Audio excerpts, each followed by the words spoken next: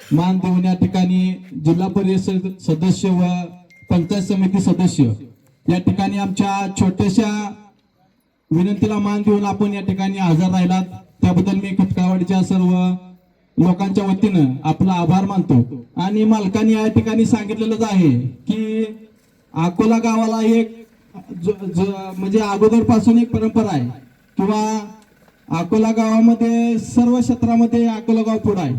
म्हणजे तुमचं राजकीय क्षेत्र असू द्या, शैक्षणिक असू द्या, सामाजिक असू द्या किंवा सर्व क्षेत्रामध्ये अकोला गाव हे पुढे आहे।